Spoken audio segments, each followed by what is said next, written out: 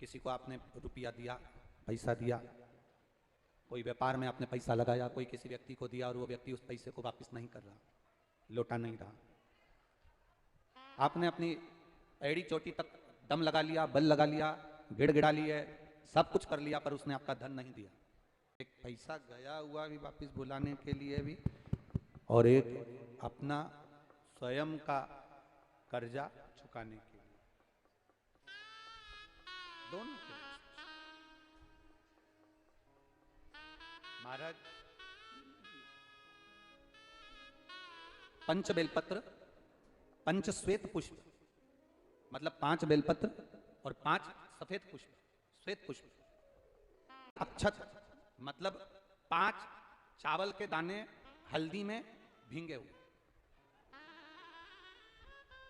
पंच बेलपत्र, पंच पुष्प और 5 हल्दी में भींगे हुए अक्षत के दाने।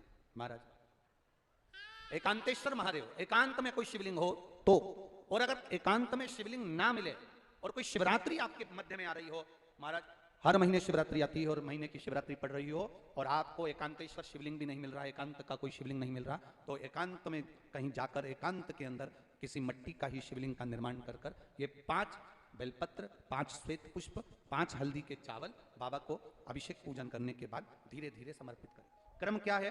पहले हल्दी का चावल चढ़ेगा, फिर श्वेत पुष्प चढ़ेगा, उसके बाद में बेलपत्र चढ़ेगा। पांचों एक साथ नहीं चढ़ेगा, हल्दी का चावल भी चढ़ेगा तो एक एक कर चढ़ेगा, और श्वेत पुष्प भी चढ़ेगा तो एक एक कर चढ़ेगा, और बेलपत्र भी चढ़ेगी तो एक एक कर चढ़ेगा। और जिससे हमें धन लेना है, जो लेकर चला गया नहीं लाकर दे रहा, जो नहीं लाकर दे रहा, जिससे हमें धन लेना है, पैसा लेना है, वो नहीं दे रहा, उसका स्मरण कर कर कितना है क्या है वो आप भावा से प्रार्थना करते। जब हल्दी का चावल चढ़ाएं तब आप श्वेत पुष्प समर्पित करें तब, और बेलपत्र समर्पित करें तब। या हमारे माथे पर कर्जा है वो चूके, उसके लिए भी आप बाबा से प्रार्थना करें। एक अक्षत, एक पुष्प, एक बेलपत्र अपने झोली में बांध कर लाएं। बाकी का अगर आप एकांतेश्वर महादेव पर कर रहे हैं तो वैसा की वैसी रहने दें, और अगर शिवलिंग बनाकर पूजन कर रहे हैं पार्थिव, तो उस शिवलिंग का थोड़ी देर बाद विसर्जन भी कर दें। अगर पार्थिव शिवलिंग बनाकर कर रहे हैं एकांत में एकांतेश्वर महादेव का शिवलिंग का निर्माण कर रहे हैं तो फिर उसका विसर्जन करें। और अगर कहीं एकांत में शिवलिंग पहले से है तो आपको विसर्जन करने की जरूरत नहीं, आप चढ़ाकर बड़े प्रेम से प्रार्थना कर वापस। एकांतेश्वर शिवलिंग एक ऐसा होता है जो हमको बहुत सुख का अनुभव कराता है, बहुत सुख।